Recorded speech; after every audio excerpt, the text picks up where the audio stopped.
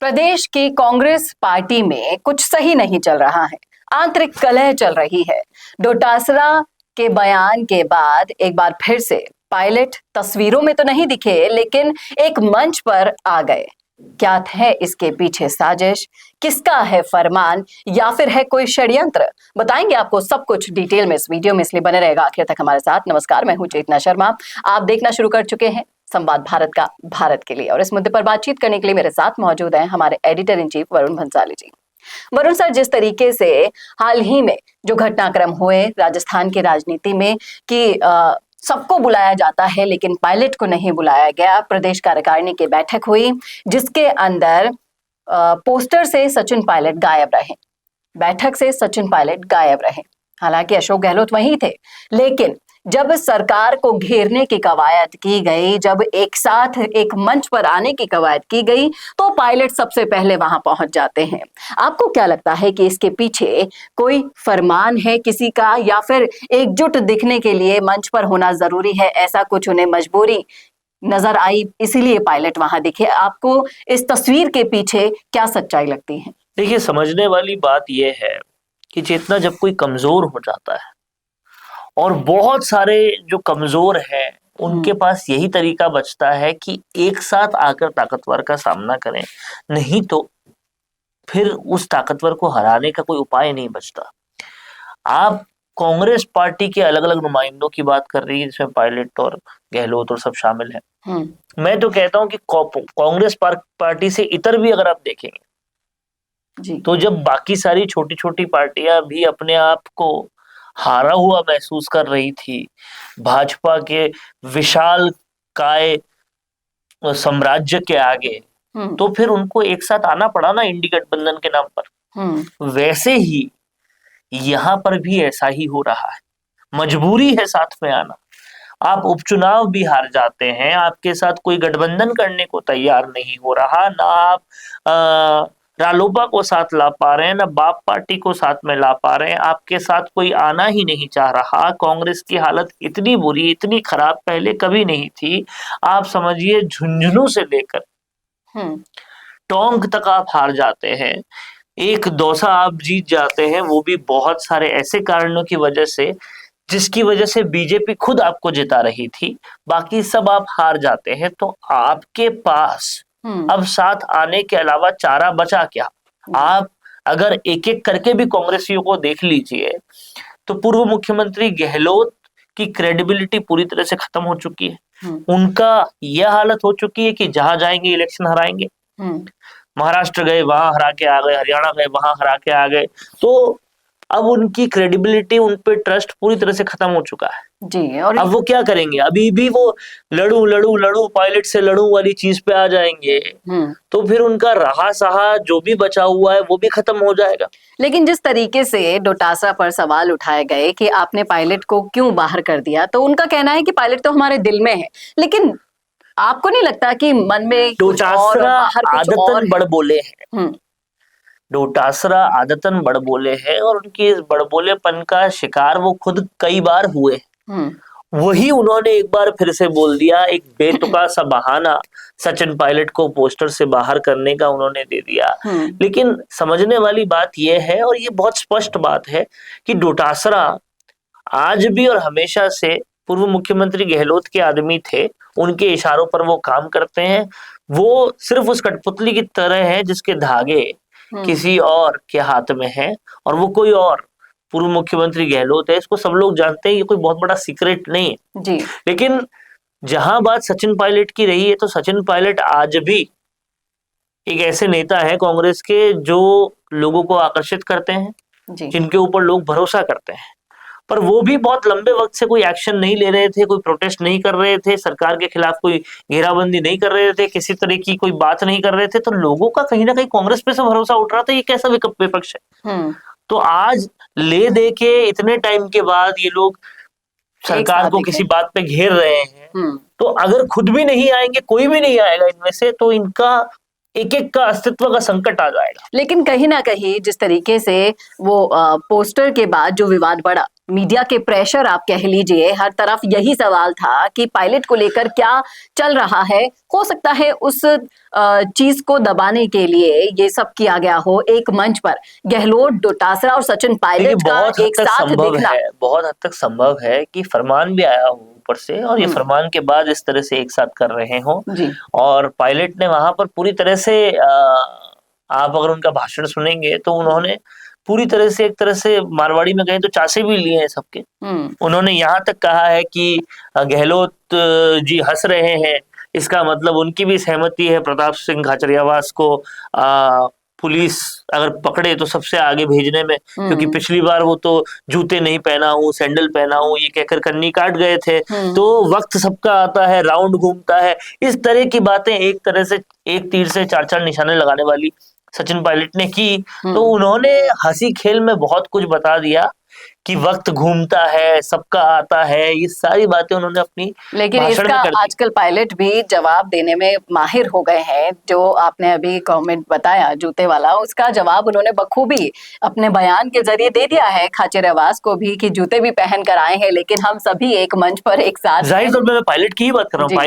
Pilot ने ही ये चीज कही है कि पिछली बार खाचरियावास जो है वो सैंडल पहन के आ गए थे, इस बार जूते पहन के आएंगे, सबसे आगे रहेंगे और सबकी मौन स्वीकृति है कि वो आगे आगे रहेंगे। तो इस तरह से उन्होंने जो है बहुत सारी बातें इस बात के आड़े में कह दी कि वक्त सबका आता है।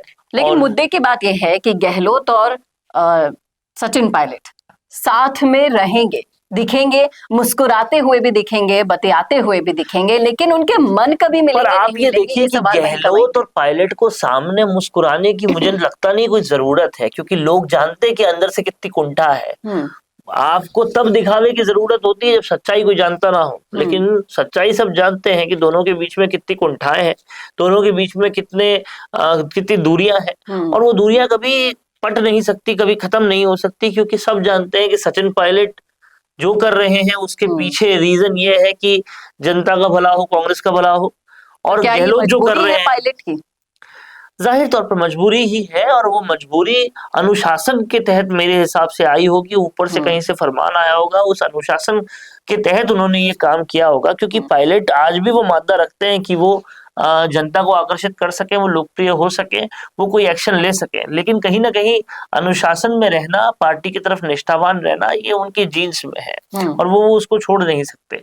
ऐसे में अब कांग्रेस के पास सब लोग एक साथ आए, उसके अलावा कोई ना तो चारा बचा था और ना ही पार्टी की कमांड को मानने के अलावा उनके पास कोई रास्ता बचा था।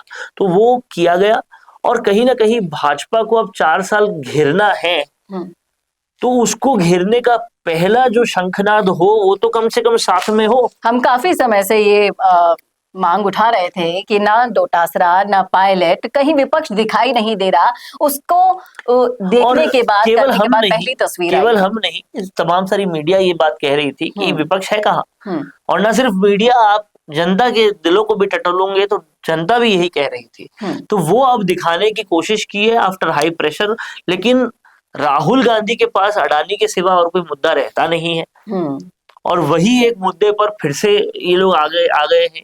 लेकिन सवाल वही का वही है कि एक चाहे से मजबूरी रही हो या फिर आला कमान का फरमान हो, उसे पूरा करने के लिए एक मंच पे ये तीनों नेता दिखे हो, लेकिन जरूरी नहीं है कि ये तस्वीर आपको अगले 4 सालों के लिए ऐसी और मजबूरी के साथ साथ एक और भी बात है जिसको भी समझना जरूरी है। कल पीएम की सभा में जो भीड़ थी वो अपने आप में एक इतिहास था। इतनी भीड़, इतना जबरदस्त जन समूह, पूरा जन सैलाब उमड़ पड़ा था। कांग्रेस हक्की बक्की रह गई, अब करे क्या। और उसमें भी भाजपा ने किया क्या, भाजपा ने ईआरसीपी जैसी योजना को धरातल पर ला दिया, शिलान्यास कर दिया, जो एक सिर्फ सपना हुआ करता था पूर्वी राजस्थान में रहने वाले आम लोगों का कहना है, आम लोगों का इस चीज पर यह कहना है कि ये वही भाजपा है और ये यही कर सकती है कि राम मंदिर जो सिर्फ पहले इलेक्शन का मुद्दा बन के रह गया था उसको धरातल पर बना दिया। जो 370 के लिए लोग कहते थे ये तो हो ही नहीं सकता, उसे करके दिखा दिया। और अब तीसरी चीज ईआरसीपी के नाम पर भी उन्होंने कर दी है। लोग इस तरह से भाजपा की तारीफ कर रहे हैं। अब कांग्रेस करे तो करे क्या? जी ईआरसीपी ले आए, ईआरसीपी पे डोटासरा का एक बेतुका सा बयान भी आ गया कि ये झूठ बोल रहे हैं, नर्मदा का पानी तो लाएंगे नहीं, पर लोग उस बयान पे कोई खासी तवज्जो दे नहीं रहे। अब कुछ तो करना था, क्या करते? तो वही घिसा पेटा अडानी अडानी अडानी वापस से ले आए। लोग भी इससे पूरी तरह से अब अकता चुके हैं, वो हो चुके हैं। अब कहीं ना कहीं कांग्रेस को कुछ नई बात करनी पड़ेगी ना। आप देखिए, आप इस बात को समझिए, क्यों कांग्रेस ये बात नहीं करती कि पेपर लीक के खिलाफ आपने बोला था लोगों को पकड़ना, आप क्यों नहीं पकड़ रहे? क्योंकि उनको पता है चोर की दाढ़ी में तिनका दिखता है जी। क्यों वो एसआई भर्ती के खिलाफ नहीं बोल रहे? मुद्दे तो असल में ये होने चाहिए ना, ये वो नहीं बोलेंगे जी।